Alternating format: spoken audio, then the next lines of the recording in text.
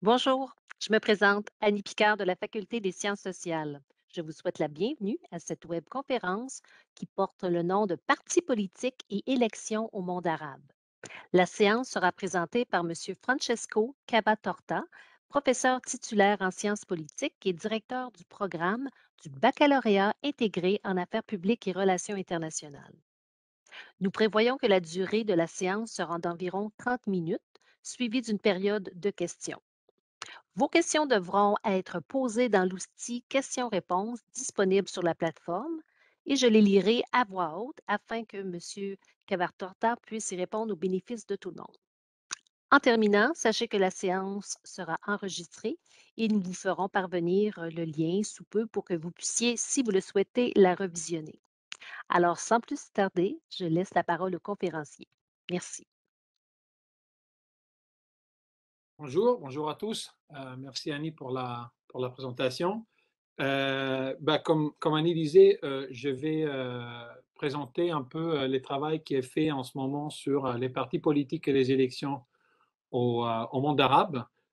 C'est pas une région du monde avec laquelle on associe souvent la démocratie, les compétitions électorales libres, mais il y en a eu quand même. Donc, on a appris beaucoup de ces élections. Et donc, l'objectif d'aujourd'hui, c'est un peu de éclaircir ce qu'on a appris dans le monde académique concernant ces élections et les partis politiques qui sont présents sur la scène politique arabe. Euh, je vais démarrer la présentation PowerPoint. Donnez-moi une seconde. La voilà. J'espère que vous la voyez correctement. Euh, je disais parti politique et élections au monde arabe. Euh, la,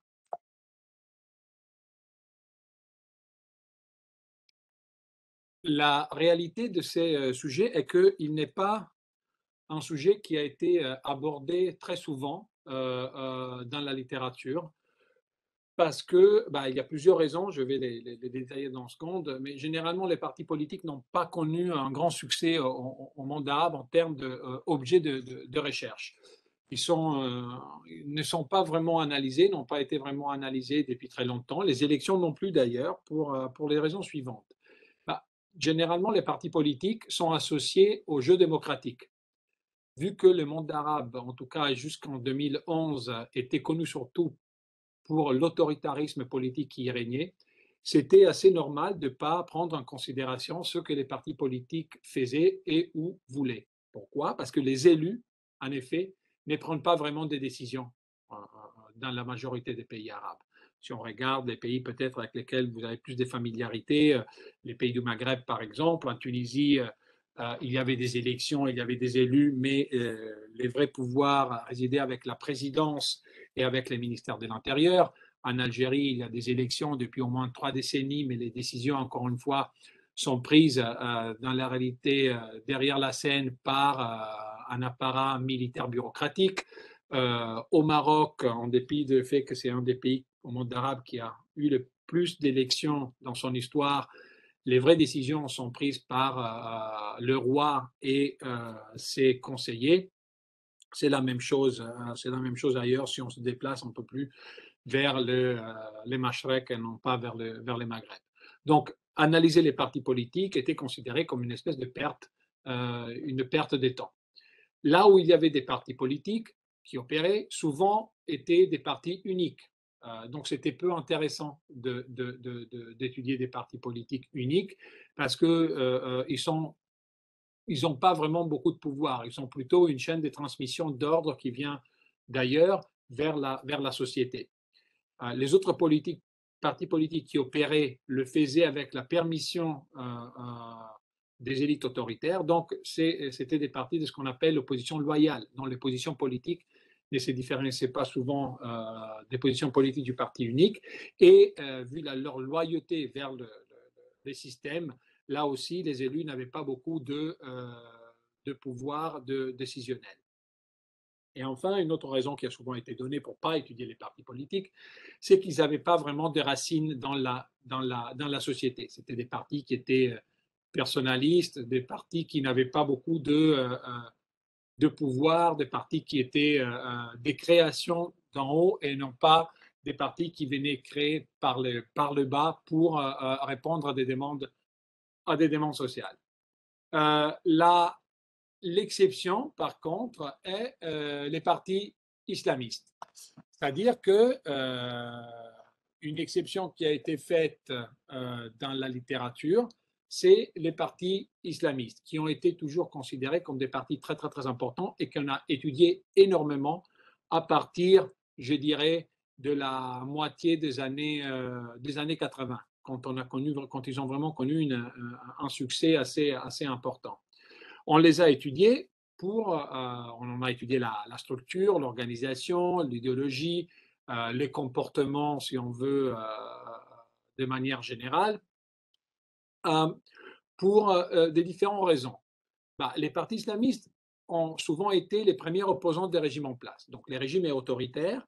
Il y a des partis politiques à qui on a donné la permission d'opérer. C'est des partis qui sont l'opposition loyale, si on veut. Et ensuite, il y a les partis islamistes qui représentent la grande opposition au régime. Et donc, on les a étudiés pour cette raison. Ils étaient une opposition assez importante parce qu'ils étaient une opposition pas seulement vers des régimes qu'on va dire séculiers, laïques, mais ils ont figuré comme opposition principale aussi dans des régimes qui avaient une certaine légitimité religieuse à gouverner, notamment la Jordanie et le Maroc, par exemple. Euh, Ce qui était intéressant des partis islamistes, c'était qu'ils étaient perçus comme naturellement antidémocratiques, et donc on les a souvent utilisés pour vérifier la compatibilité ou l'absence de compatibilité entre la démocratie et l'islam. Donc l'idée, c'était si les partis islamistes ont des positions autoritaires, antidémocratiques et libérales, ça veut dire que l'islam, dont ils se réclament, ne peut pas s'accorder avec la démocratie, ou vice-versa. Et ensuite, on les a étudiés avant 2011, donc avant le printemps arabe, parce que dans 3 pays, ils ont connu des victoires électorales assez importantes, les rares fois qu'il y a eu des élections libres. Donc, il y a 3 pays dans lesquels des élections vraiment libres ont eu lieu avant 2011. Il s'agit de l'Algérie, de la Palestine, qui n'est pas un pays, et de l'Irak, avec 2 cas un peu problématiques. La Palestine, parce que la Palestine n'est pas un État, et l'Irak, parce qu'à l'époque était un pays sous occupation militaire américaine. Mais en tout cas, les élections ont été considérées libres par aussi les observateurs internationaux. Et dans les 3 cas, c'est les partis islamistes qui ont connu des victoires assez spectaculaires. Donc, on les a étudiés pour cette raison. Euh, mais comme je vous le disais, les élections, il y en a eu de vraiment libres très, très, très peu. Et on s'est penché surtout sur les partis islamistes. Euh, Tout a changé, si vous voulez, après les révoltes arabes. Pourquoi? Parce que les révoltes arabes ont donné la possibilité aux chercheurs d'examiner les partis politiques dans un contexte de démocratisation et démocratie.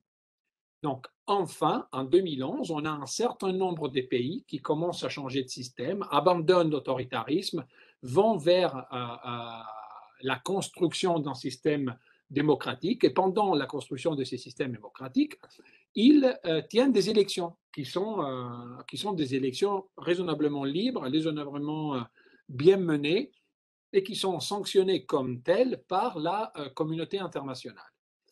On a la Tunisie, qui passe de l'autoritarisme de Ben Ali à la construction d'un système de politique démocratique. Et depuis, la Tunisie a connu une série d'élections législatives, présidentielles et des élections locales. L'Égypte, qui aussi change de système en 2011 et transite vers la démocratie. Et il y a des élections législatives et présidentielles qui s'y tiennent avant que l'autoritarisme revienne en 2013. Le Yémen connaît une démocratisation un peu plus difficile. Il s'est préparé à avoir des élections. Après, les élections n'ont pas eu lieu et le pays est tombé en guerre civile. Mais il y avait des préparations pour les élections. On a pu regarder un peu au comportement des partis politiques pendant cette phase.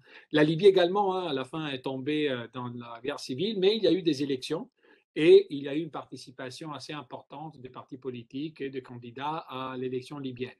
Le Maroc, qui a continué sur la route du multipartitisme sous la monarchie, a eu trois élections très importantes pendant les 10 dernières années, après la révolte arabe.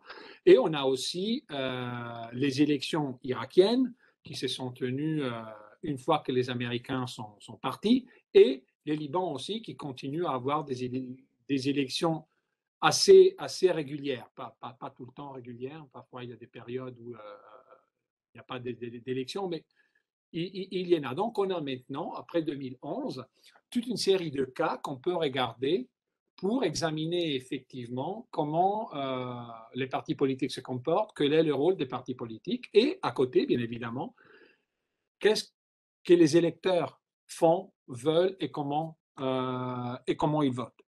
C'est quelque chose d'assez nouveau, c'est quelque chose d'assez récent. Il y a plusieurs études qui ont été menées à ce sujet.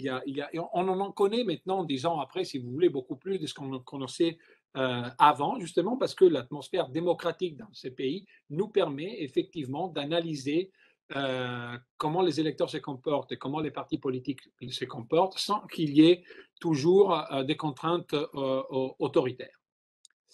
Alors, attendez, je vais essayer de passer à la... Voilà. Alors, dans l'immédiat, c'est-à-dire tout de suite après les printemps arabes, on a, comme je vous disais, toute une série d'élections. Et ces élections, surtout celles qui se tiennent entre 2011 et 2012, confirment quelque chose que les analystes soupçonnaient déjà.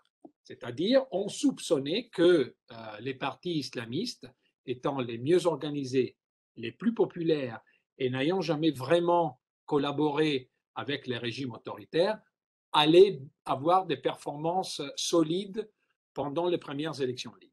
Et c'était effectivement, le cas.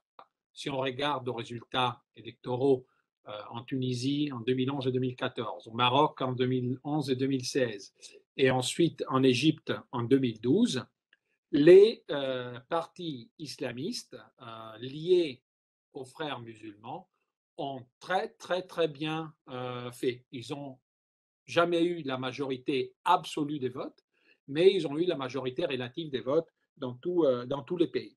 C'est quelque chose qu'enfin, on peut, comme chercheur, on peut confirmer. C'est-à-dire qu'en 2011-2012, comme chercheur, on peut confirmer, comme analyste, on peut confirmer qu'effectivement, les soupçons qu'on avait, c'est-à-dire de la popularité des partis islamistes, étaient bien réels. Par contre, ce qui était intéressant à examiner pendant ces élections, c'était comment ces partis islamistes ont pu gagner et pourquoi ils ont gagné.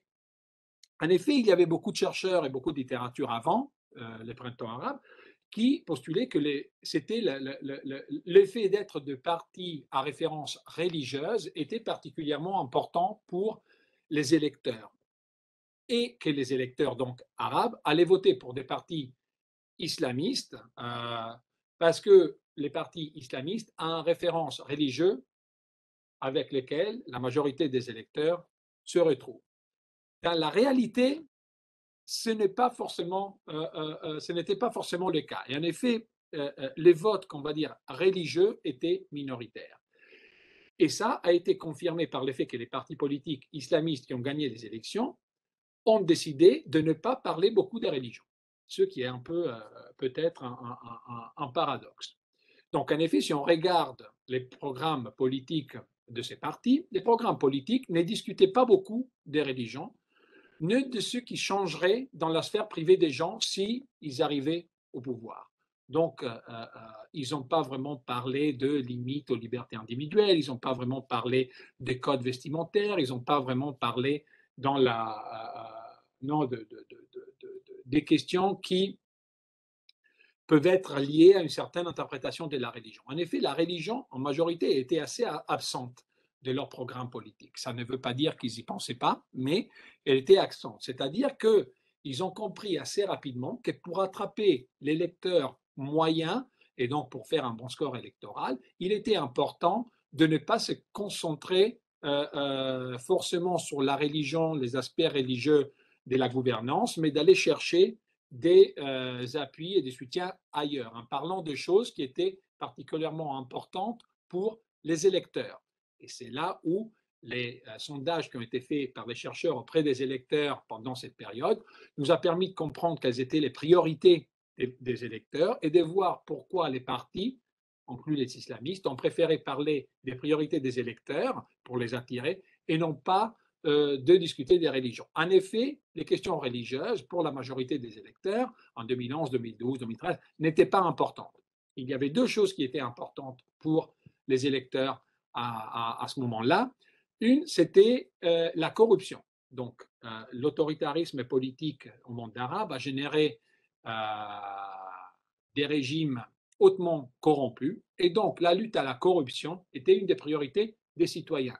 Ce qui a permis aux partis islamistes de parler beaucoup de comment ils allaient contraster la corruption, et grâce à leur crédibilité morale et pratique, c'est-à-dire ils n'avaient jamais été au gouvernement avant, donc ils ne pouvaient pas être mêlés à des questions de corruption, ils ont mis en avance leur crédibilité morale, leur crédibilité pratique et leurs mesures pour combattre cette corruption. C'est quelque chose qui a plu beaucoup aux électeurs. Encore plus important pour les électeurs, c'était l'état de l'économie. Les raisons des révoltes arabes se retrouvent dans la pauvre performance socio-économique de la majorité des pays arabes pendant les années 90 et les années 2000. Donc, la capacité de gérer et d'améliorer les conditions économiques était quelque chose qui a été mis à l'avance par les partis islamistes en disant votez pour nous. Nous, on n'était pas au pouvoir quand l'économie s'est cassée la figure, donc votez pour nous pour pouvoir nous donner la possibilité de effectivement améliorer vos conditions socio-économiques. Et la majorité relative des électeurs a cru au projet économique islamistes et donc ils ont donné confiance à ces partis en les élisant au pouvoir. Il y a un livre qui est maintenant très connu, très utilisé par les chercheurs, d'un chercheur égyptien qui travaille à Harvard, qui s'appelle Tarek Massoud, qui a écrit en 2014 un bouquin qui s'appelle Counting Islam, où il montre comment, en effet, les électeurs étaient attirés par les projets économiques des frères musulmans et comment les frères musulmans, en anticipant la priorité des citoyens, ont mis effectivement l'économie et la gestion économique au centre de leur campagne électorale. Donc, si vous voulez, les premiers résultats clairs des nouvelles recherches sur les partis politiques nous confirment en partie quelque chose qu'on soupçonnait, qu'on savait déjà, c'est-à-dire la popularité des partis islamistes, mais il nous dit quelque chose de nouveau, c'est-à-dire que leur popularité n'est pas vraiment due à leurs références religieuses, mais qui est plutôt due au fait qu'ils ont été capables assez rapidement d'interpréter et de comprendre les priorités des citoyens, économie et corruption, et donc d'offrir un programme politique axé sur la lutte à la corruption d'un côté et une meilleure gestion de l'économie de l'autre côté. Donc, même si les élections, par contre, favorisent les partis islamistes, non et on les voit dans les pourcentages qu'ils ont reçus, hein, 40% en Tunisie, 42% en Égypte, c'est des pourcentages des soutiens très, très, très larges. Ce qu'on voit aussi, c'est qu'il y a une prolifération considérable de partis politiques, de manière générale. Ce qui nous dit quelque chose aussi d'intéressant et de nouveau par rapport au public arabe. C'est-à-dire qu'avant les printemps arabes, on avait toujours considéré les publics arabes et les citoyens comme pathétiques, pas très mobilisés, pas très mobilisables, seulement sur des questions internationales, mais on ne croyait pas vraiment à la capacité de mobilisation du parti arabe, du public arabe. En effet, une fois que la démocratisation arrive, on voit ce qu'on voit ailleurs une fois que les régimes autoritaires se font, c'est-à-dire la société se mobilise et les citoyens ont une énorme envie de participation. Cette envie de participation se traduit généralement dans la création de nombreux partis politiques. Et en effet, ce qu'on voit Tunisie, au Maroc, en Libye, en Égypte, c'est la prolifération des partis politiques, peut-être même trop, si on veut, et tous les courants idéologiques sont représentés. Donc, c'est-à-dire, vous voulez un parti nationaliste, il y a, parti de gauche, il y a, parti socialiste, il y a, parti religieux, il y a, parti identitaire, il y a, si vous voulez, un peu tout. Non, toutes les tendances idéologiques sont représentées. Par contre, cette mobilisation, la prolifération des partis politiques et des élections libres ne dure pas très longtemps. Ne dure pas très longtemps. Euh, Elle dure en effet seulement en Tunisie et ça jusqu'en 2020-21. Dans les autres pays, cette phase démocratique s'arrête assez rapidement. En Égypte, ça s'arrête en 2013, en juillet 2013, avec les coups d'État militaires qui ferment tout espoir de démocratie et de démocratisation. La Libye tombe en guerre civile, le Yémen tombe en guerre civile. Donc, l'Irak connaît aussi la montée de l'État islamique, et donc, si vous voulez, une espèce, encore une fois, de guerre civile mélangée à une guerre internationale. Euh, Ceux qui minent, si vous voulez, la tenue des élections, en tout cas la tenue des élections sur tous les territoires nationaux. Donc, il y a plusieurs facteurs qui peuvent expliquer pourquoi la période démocratique, si vous voulez, est assez courte. Mais en dépit du fait qu'elle est assez courte, ça nous permet, comme chercheurs, d'identifier et de voir certains résultats et tendances qui sont énormément intéressantes et qui nous disent quelque chose d'intéressant et de nouveau par rapport au monde arabe, mais elles nous disent quelque chose d'intéressant et de nouveau aussi par rapport à comment les partis politiques arabes et les électeurs arabes sont en relation avec des dynamiques politiques qui existent ailleurs. S'il y a un point que vous pouvez retirer de cette courte présentation, est que c'est un effort de vous montrer comment finalement les tendances politiques, les dynamiques politiques qu'on voit au monde arabe aujourd'hui ne sont pas si différentes si on change, si vous voulez, le background culturel et religieux, ne sont pas très différentes de dynamiques qu'on voit ailleurs et qu'on voit même dans les démocraties occidentales. Par exemple, alors, les partis politiques au monde arabe se comportent comme les partis politiques ailleurs dans le monde. C'est-à-dire qu'ils sont un parti policy seeking, donc qui recherche à mettre en place certaines politiques qui découlent de leur idéologie, mais ils sont un parti office seeking, c'est-à-dire qu'elles veulent avoir du pouvoir, ils veulent aller gouverner. Donc les partis politiques arabes ont été toujours accusés, surtout les partis islamistes, d'être hautement idéologiques et donc d'être presque purement policy seeking. La réalité que la démocratisation nous présente est que ce n'est pas le cas, qu'ils ne sont pas hautement idéologiques, les partis islamistes, mais les partis de gauche non plus.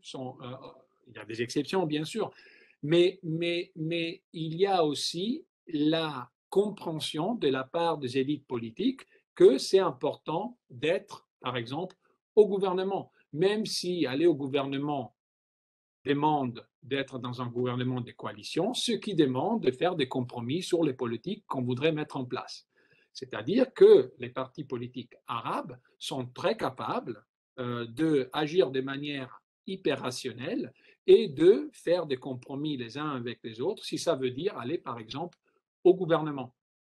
Donc la réalité dans le monde politique arabe hyper idéologique, hyper idéologisé et donc hyper extrémiste ne trouve pas du tout confirmation quand on analyse les résultats électoraux et quand on analyse les comportements des partis politiques. Le deuxième point hyper important, c'est que les partis islamistes et les partis salafistes, ça c'est des islamistes encore plus conservateurs si on veut, on les a toujours accusés d'avoir un ethos trop internationaliste ou une nature trop internationaliste pour pouvoir effectivement devenir des acteurs politiques purement nationaux. Ben, en effet, encore une fois, on a grâce aux résultats électoraux et grâce à leur comportement, la confirmation que ce n'est pas le cas. Donc les partis islamistes et les partis salafistes tiennent un discours assez internationaliste. Ils parlent souvent non, de la communauté des croyants, de comment il faudrait dépasser les frontières nationales pour créer une espèce de monde arabe uni sous la même autorité politique. Ils en parlent, mais dans la réalité de tous les jours, ils se comportent, ils agissent comme des acteurs nationaux. Ils préfèrent se concentrer sur des questions nationales, que ce soit dans leur programme politique ou dans leur action gouvernementale. Ça, c'est très important. Troisième résultat de recherche, si vous voulez, très important, c'est que les conflits soupçonnés idéologiques entre partis islamistes et partis laïcs, en effet, n'est pas si intense que ça. Il y a des différences politiques entre les partis islamistes et les partis laïcs, surtout les partis de gauche, mais ces différences sont très élevées seulement en ce qui concerne les questions identitaires des libertés individuelles. Ça ne concerne par exemple pas l'économie. Ça ne concerne pas par exemple les affaires internationales.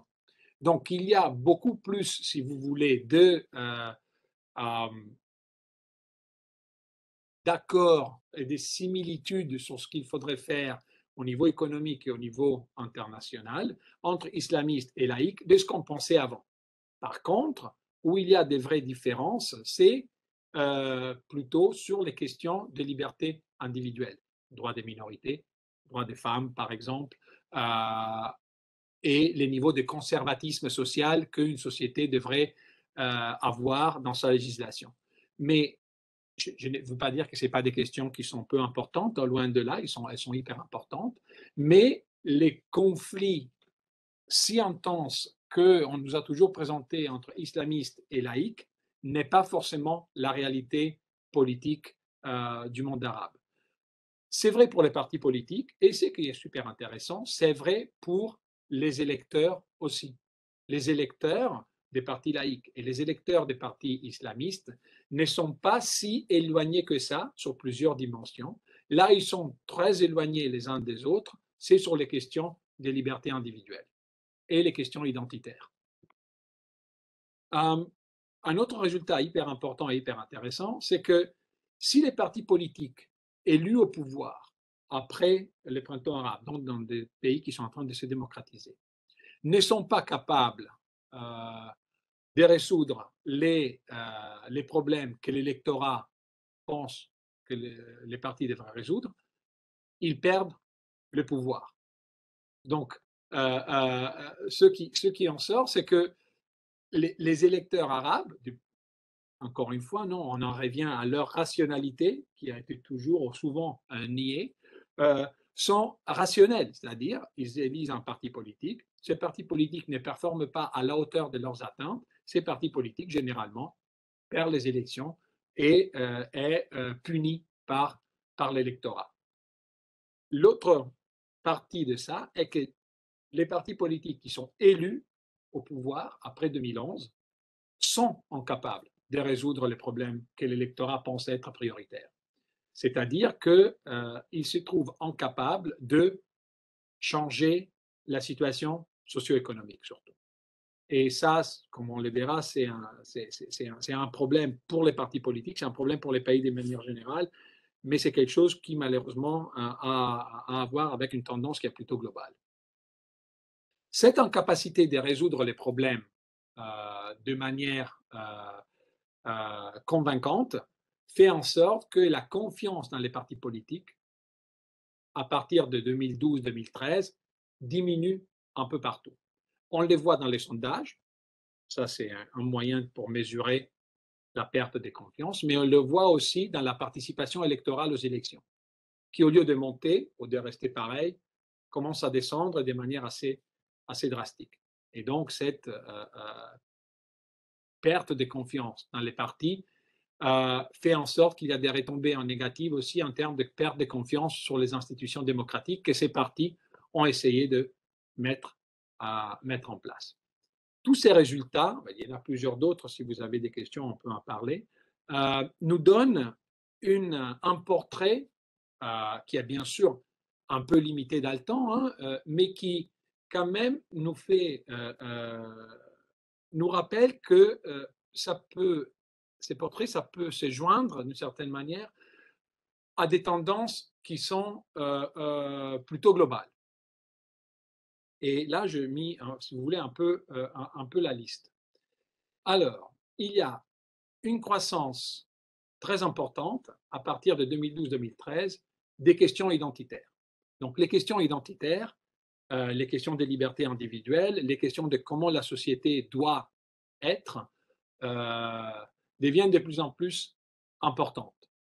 Elles deviennent de plus en plus importantes parce qu'elles sont importantes de manière générale, parce qu'elles sont importantes au niveau global aussi. Hein. Nos démocraties, par exemple, elles sont de plus en plus divisées sur les questions identitaires. Vous allez qu'apprendre, par exemple, les États-Unis ou n'importe quel pays européen, par rapport à l'immigration, par exemple, par rapport aux droits des femmes, par rapport à l'avortement, par rapport à plusieurs questions identitaires et des libertés individuelles. En partie, l'explication de la croissance des questions identitaires au monde arabe suit la même logique qu'on voit ailleurs. La logique que, par exemple, Jonathan Hopkins de la London School of Economics, dont il nous parle dans son dernier bouquin, Anti-System Political Parties, c'est parce que les partis, de manière générale, ne sont pas capables de résoudre les problèmes socio-économiques. Ils ne sont pas capables de résoudre les problèmes socio-économiques et donc du coup, pour pouvoir maintenir un certain soutien, ils sont obligés, non, de manière assez, comment dire, instrumentale et rationnelle, de mettre l'accent sur des autres enjeux, dans ces cas, les questions identitaires. Donc ça, c'est quelque chose qu'on voit au monde arabe, c'est quelque chose qu'on voit aussi comme tendance globale ailleurs. Bah, perdre de confiance dans les partis politiques, dans les élus, dans les institutions démocratiques, ça c'est quelque chose, je suis sûr que si vous avez été plus ou moins attentif aux débats politiques des 15 dernières années dans toutes les démocraties, c'est quelque chose qu'on retrouve partout, que ça soit mesuré par les Latin Barometer en Amérique latine, par le Eurobarometer en Europe, par les sondages au Canada et aux États-Unis et par les comportements généraux des électeurs. Ce qu'on voit, c'est une perte incroyable dans les partis politiques, dans les élus, dans les institutions démocratiques. Ça, c'est quelque chose qui est aussi un phénomène qu'on retrouve au monde arabe dans tous les pays. Troisième point, et ça, c'est peut-être plutôt lié aux pays européens aussi, plutôt que peut-être ailleurs, c'est l'inhabilité de la gauche à capitaliser sur les injustices socio-économiques. Au monde arabe aussi, la gauche est en perte de terrain depuis pas mal de temps. Elle a été incapable de capitaliser sur les injustices socio-économiques dans son terrain préféré. Même chose en Europe, sauf une petite période après la crise économique en Grèce, Espagne et Portugal, où la gauche alternative a connu un peu un succès. Mais depuis, et en dépit de la prédominance des injustices socio-économiques, la gauche est incapable, gauche radicale, de gagner des élections et d'aller au pouvoir. En Europe, surtout dans le nord de l'Europe, mais aussi dans des autres pays comme l'Italie, c'est plutôt la droite qui capitalise sur les injustices socio-économiques, généralement en blâmant les immigrés en Europe. Pour les mondes arabes, le contexte n'est pas les mêmes, mais il en reste que l'inhabilité de la gauche à capitaliser est tout aussi importante. Ce qu'on voit aussi, c'est quelque chose qu'on voit dans les démocraties et dans les pays en voie de démocratisation, c'est la personnalisation de la lutte politique. Plein de listes au monde arabe maintenant ne font pas référence vraiment à une idéologie, mais à une personnalité qui les met en place, ou une personnalité dominante.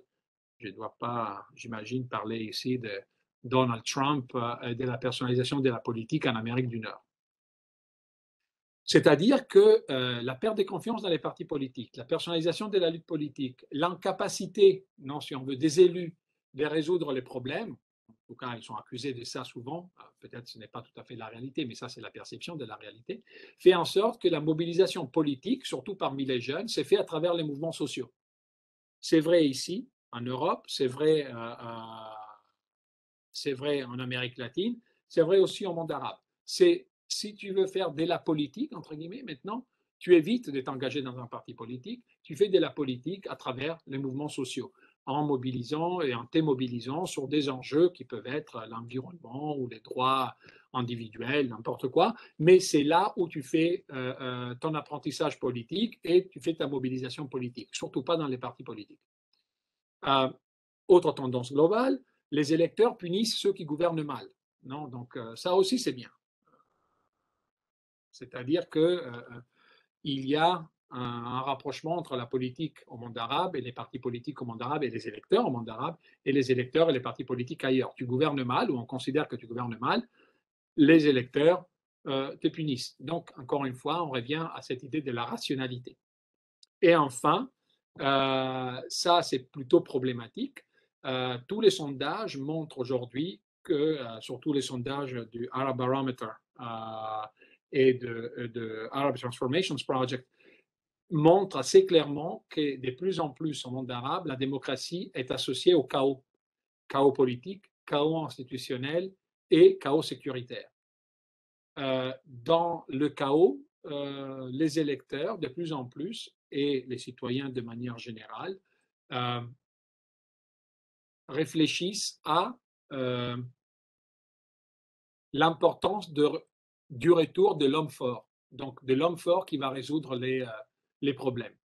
Encore une fois, ce n'est pas quelque chose qui est seulement visible au monde arabe, on les voit un petit peu partout. Ça fait le pair, si vous voulez, avec la personnalisation de la lutte politique, où il y a cette espèce de désir de retour à l'autoritarisme, ce qu'au monde arabe a un nom spécifique, la nostalgie autoritaire. C'est un concept qui a été utilisé récemment par certains chercheurs pour montrer comment la démocratie, si elle est associée au chaos, fait la place à un désir de retour de l'autoritarisme politique.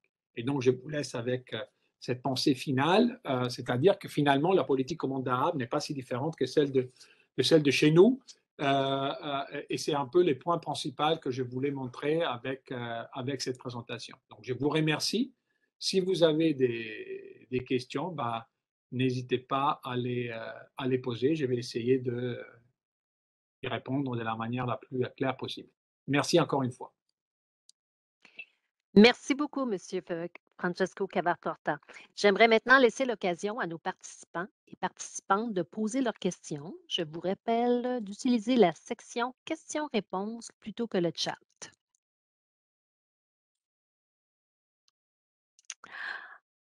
En attendant les questions, vous démontrez qu'il y a une réelle expertise du thème du monde arabe au département de sciences politiques de l'Université Laval.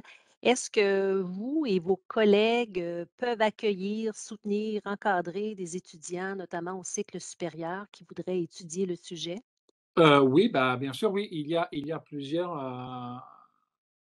plusieurs personnes qui s'occupent du monde arabe à travers les différentes disciplines, hein. Il y en a en sciences politiques, il y a en histoire, il y a en anthropologie, il y en a aussi au département de littérature. Donc, il y a une expertise à travers toute l'université. Et il y a deux centres aussi qui s'occupent directement de la politique du monde arabe, mais pas seulement de la politique, aussi des aspects sociaux, de l'économie, de la littérature.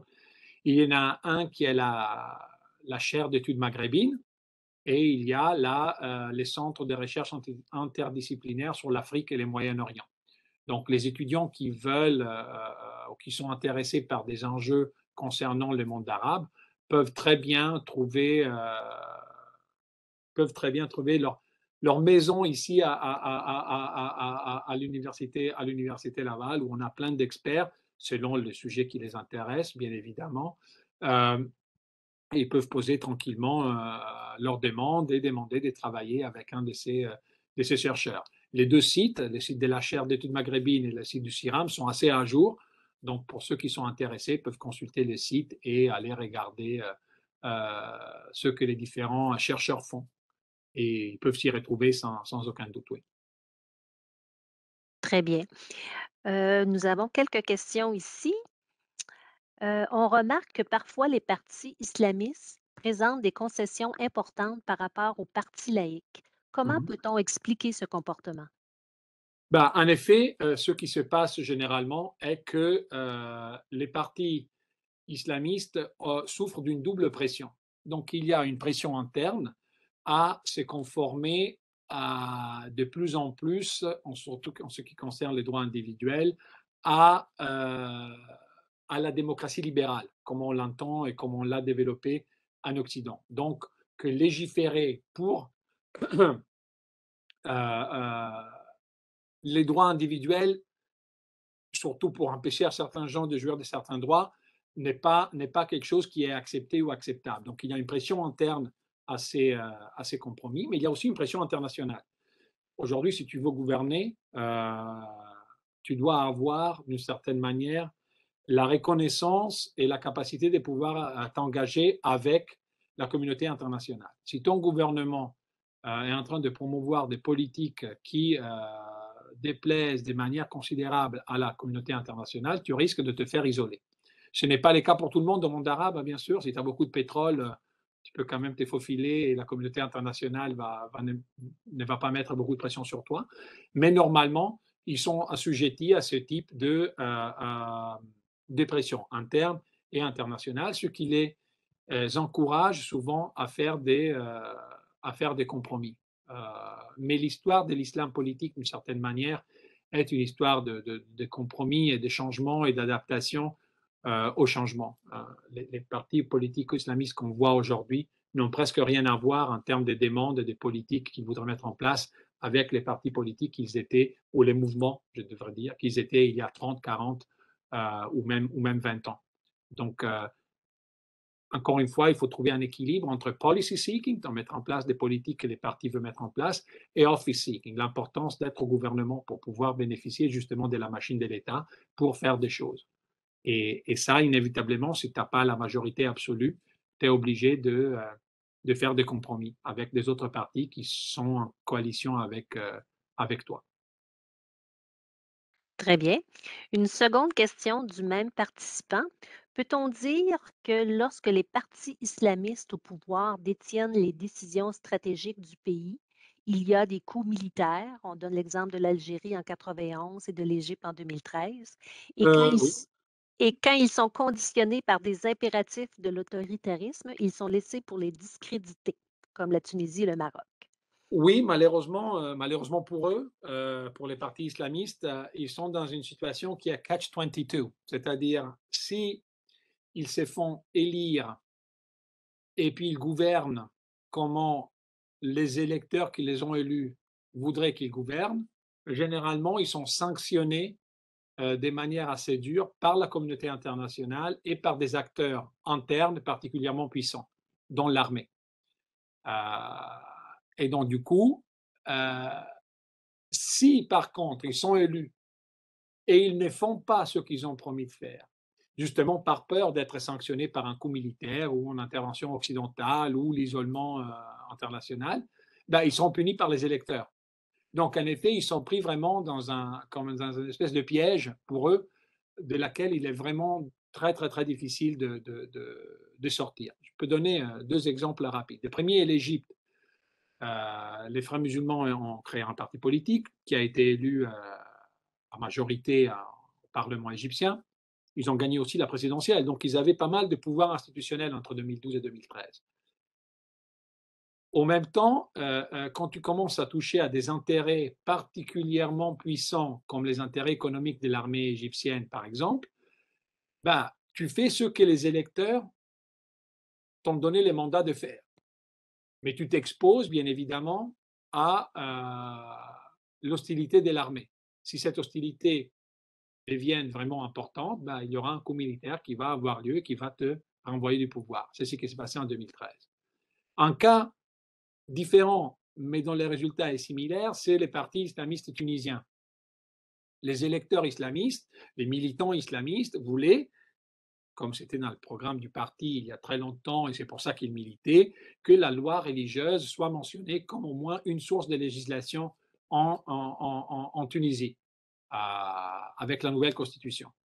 Les autres partis étaient opposés, mais en dépit du fait que la majorité des représentants du Parlement étaient islamistes, la charia n'a été jamais mentionnée dans la Constitution. C'était un compromis qui a été accepté par les islamistes, mais qui leur a fait du mal au niveau électoral.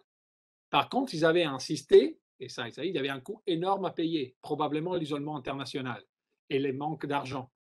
Et donc, si tu es au pouvoir et tu n'as pas d'argent parce que la communauté internationale t'isole, bah, tu ne vas pas être capable de faire ce que tu as demandé de faire. Euh, Même si tu es au pouvoir, tu n'es pas capable parce que l'argent, il n'y en a pas beaucoup de toute façon. Mais l'idée, c'est que malheureusement, ou heureusement, après, il faut voir, ça c'est une question normative, ils sont pris à piège d'une certaine manière.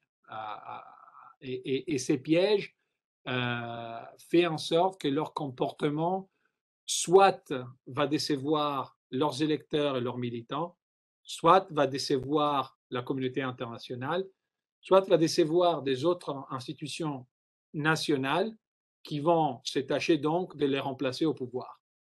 C'était le cas des islamistes algériens et des islamistes égyptiens euh, en 2013 en Égypte et en 92 en Algérie.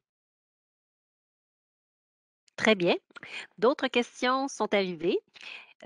Une question bien large. Qu'est-ce qui bloque les États de l'Afrique du Nord, à savoir le Maroc, la Tunisie et l'Algérie, de réussir leur processus démocratique, pardon? Oui, c'est une très belle question. C'est une question très, très difficile qui n'a pas vraiment une réponse simple. Il y a plusieurs facteurs.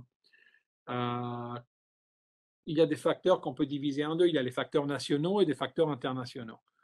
Au niveau national, pour réussir une démocratisation, généralement, tu as besoin de temps. Et de temps et d'acteurs qui puissent trouver un terrain d'entente.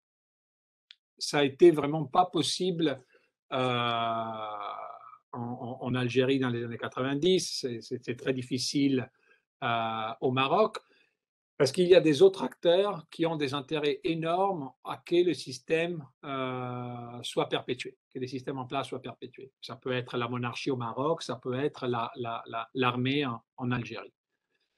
Là où c'est possible de trouver un terrain d'entente et de procéder à une véritable démocratisation comme en Tunisie, ensuite les pays se trouvent confrontés à des difficultés économiques monstrueuses.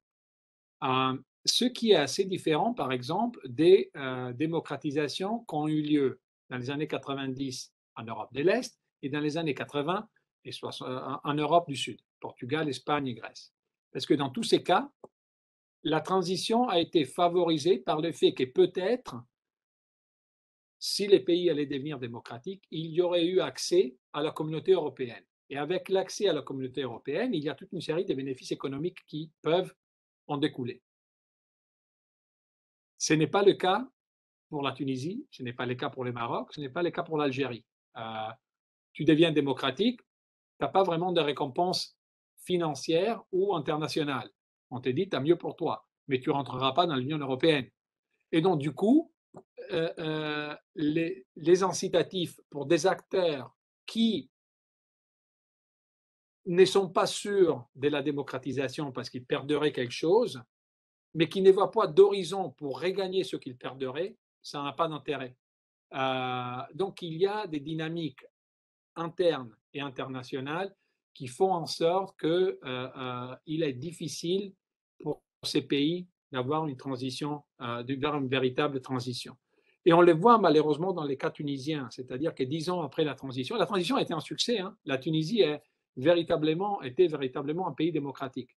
Mais, et ça c'est peut-être quelque chose qu'il faudrait regarder un peu plus, il y a des études qui montrent assez clairement que pour les citoyens arabes, démocratie, ça ne veut pas dire seulement élection, institution non autonome, indépendante et responsable devant les citoyens. Ça veut dire aussi redistribution économique, droit économique, euh, baisse des inégalités.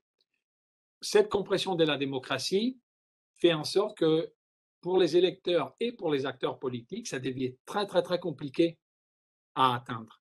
Parce que la définition, le concept lui-même a une portée normative incroyable.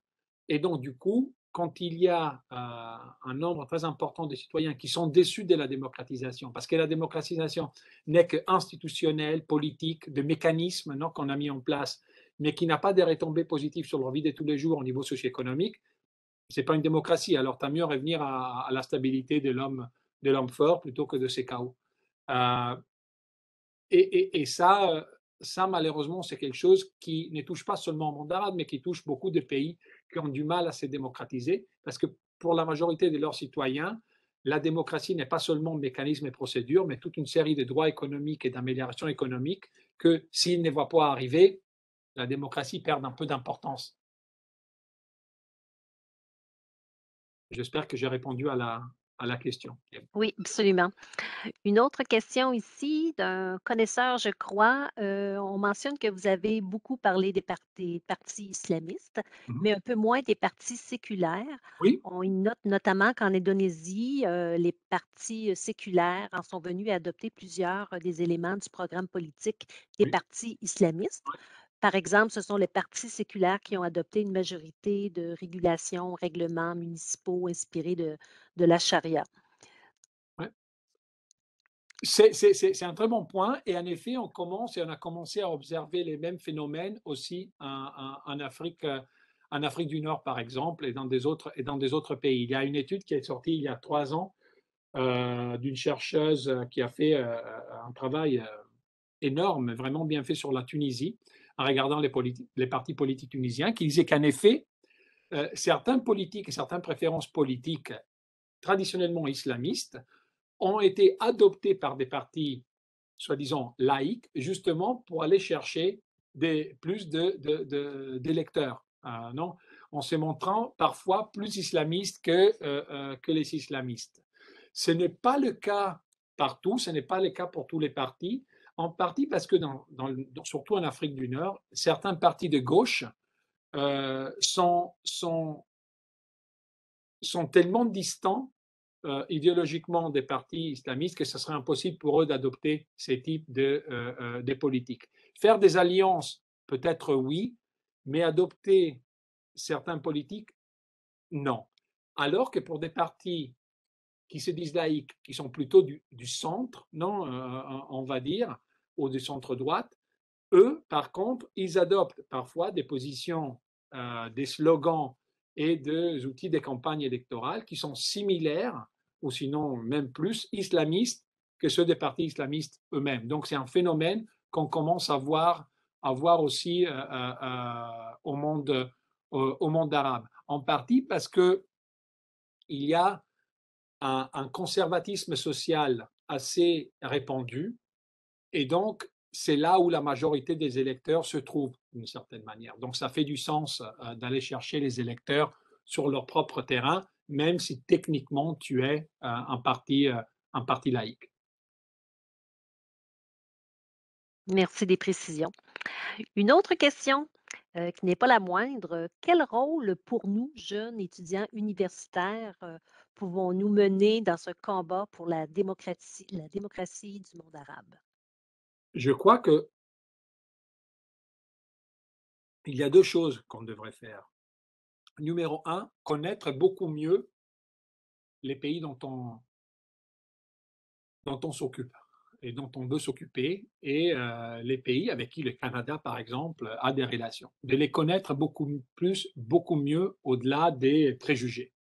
Ça, je crois que c'est la principale, une des deux principales choses qu'on peut faire. La deuxième, c'est d'essayer vraiment de se pencher sur cette question de qu'est-ce que c'est la démocratie.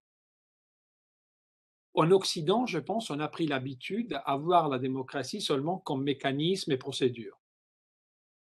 Dans la majorité du monde, qui est la majorité du monde, euh, euh, en termes numériques même, ce n'est pas le cas forcément. La démocratie a encore une validité normative très importante qui va bien au-delà des mécanismes et des procédures, et qui colle avec l'idée de justice sociale et des redistributions des richesses. Quand elle colle avec l'idée de justice sociale, c'est pas étonnant que l'islam au monde arabe soit le véhicule à travers lequel ce besoin de démocratie est exprimé. Parce que la justice sociale, ça fait partie, si vous voulez, de l'esprit même de l'islam, de comment on le comprend. Et donc, du coup, la valeur normative qu'on donne à la démocratie est quelque chose qu'on devrait tenir en compte quand on est promoteur de certaines politiques, comme l'Occident est promoteur de certaines politiques dans ces pays. Si la promotion s'est fait seulement au niveau mécanisme et procédure, il est très peu probable que ces politiques fonctionnent. Il y a une valeur normative à la démocratie en termes de justice sociale et justice économique que nous, on a perdu. On a perdu après l'élan social-démocrate de l'après Deuxième Guerre mondiale. On a commencé à le perdre dans les années 70. Peut-être que c'est à nous aussi, non, d'être assez humble pour nous dire, bah, peut-être que pour nous, nous, on a quelque chose à apprendre. Dans ce cas du monde arabe, mais du monde de manière générale. C'est pas toujours nous qu'on doit aller aider et apprendre quelqu'un à faire quelque chose. On peut aussi nous apprendre. Comment nous, on veut résoudre nos problèmes qu'on a ici, et même qui sont de moindre taille peut-être qu'en Tunisie ou en Algérie ou au Maroc ou en Jordanie, ben nous, on les a aussi. Donc, pourquoi pas en prêter quelque chose qui nous vient du monde arabe dans ces cas en termes de compréhension de la démocratie et les ramener ici. Donc je vois meilleure connaissance et plus d'échanges, comme les deux choses qu'on devrait faire comme jeunes universitaires, jeunes eux, moi non, comme universitaire quand on s'occupe de ces questions par rapport à la politique du monde arabe. Merci du conseil et du rappel pour la démocratie. Autre question ici concernant le Maroc. Est-ce que les partis politiques islamistes ont réellement le pouvoir de gouverner et décider ou Non. bien le pouvoir est centralisé entre les mains de la monarchie? Ils ont une certaine autonomie pour des décisions qui ne sont pas super importantes, mais généralement tous les partis qui arrivent au pouvoir au Maroc doivent déléguer les grosses décisions des politiques internes, des politiques économiques, des politiques internationales au roi et à ses conseillers. C'est un système, si on veut, qui est démocratique, mais sous tutelle et sous tutelle royale. C'est le roi qui a les véritables pouvoirs de décision et les pouvoirs finaux et les mots finaux à dire. Ça ne veut pas dire, par contre, que sur plusieurs dossiers, il n'y ait pas une certaine marge de manœuvre que les partis élus peuvent, peuvent avoir. Donc, je sais, par exemple, le Parti islamiste a essayé de réformer la sécurité sociale, a essayé de réformer les systèmes de retraite, mais, mais c'est une autonomie limitée des élus. C'est pour ça aussi que j'ai mentionné le Maroc parmi les pays qui sont peut-être des quasi-démocraties, mais qui sont des démocraties en réalité sous tutelle dans ce cas du roi, alors que l'Algérie est sous tutelle militaire, si on veut. Euh, il y a des élections, encore une fois, non, il y a les procédures, si on veut, mais les grosses décisions ne sont pas prises par les élus. C'était le contraire en Tunisie, mais en même temps, quand tu es un élu tunisien, là aussi, le degré de véritable pouvoir que tu as est minime parce que le pays a tellement de contraintes économiques que pour les décideurs, il devient difficile de prendre des décisions qui vont à l'encontre de là où va l'économie internationale, par exemple. D'accord. Allons-y maintenant pour une dernière question. Je crois que vous y avez déjà répondu en partie, mais on nous relance la question. Vous avez parlé de la différenciation entre les islamistes et les laïcs, qui se Mhm. base généralement sur les libertés individuelles. Euh, Quel côté, selon vous, est le plus favorable pour les libertés individuelles entre les deux groupes? Bah, c'est difficile à dire, mais c'est sûr que par exemple, les droits des femmes, les droits des minorités sexuelles, par exemple, euh, les positions islamistes sont plutôt conservatrices, mais je ne dirais pas que les positions des partis laïcs sont si progressistes que ça, dans le sens qu'il y a une bataille à faire, comme elle a été faite ailleurs, pour essayer de convaincre la société, qui évolue assez lentement, à changer certains préjugés, certaines idées sur les droits individuels, les droits de la personne, les droits des minorités, et que la société a besoin non, de se libérer et de donner la parole à tout le monde et de donner la possibilité à tout le monde de s'exprimer, de dire ce qu'il veut, de faire ce qu'il veut d'une certaine manière.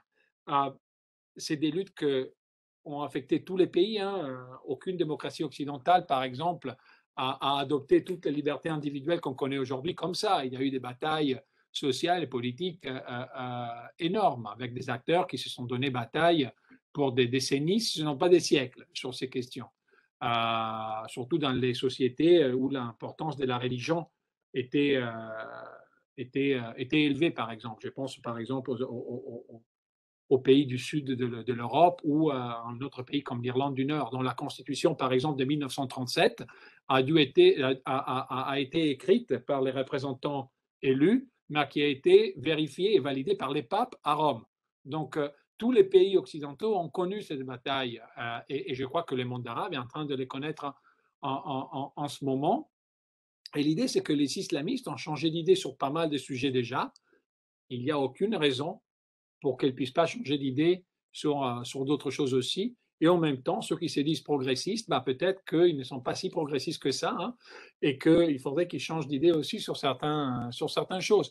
Mais comme dans toutes les sociétés, ça prend du temps. Et simplement leur dire, ben voilà, faites comme nous, on a fait, bah, ça ne va pas tellement fonctionner, parce que comme on fait nous maintenant, bah, on ne faisait pas il y a 10 ans, on ne le faisait pas il y a 20 ans, et on a traversé aussi des périodes assez difficiles, hein, par rapport aux droits individuels. Il me semble que les femmes au Canada, les femmes autochtones au Canada, n'ont eu que le droit de vote en 1975. Alors, oui, on va apprendre le droit de la femme ailleurs, mais on va aussi se calmer un peu, non? On n'a pas tout eu au même temps non plus. Ça, c'est la réponse que je donnerais. Exactement. Alors, la période de questions est maintenant terminée. Monsieur Cavatorta, merci, toujours un plaisir. Et merci encore à tous et à toutes de votre participation. Au plaisir. Merci à tout le monde. Bonne journée.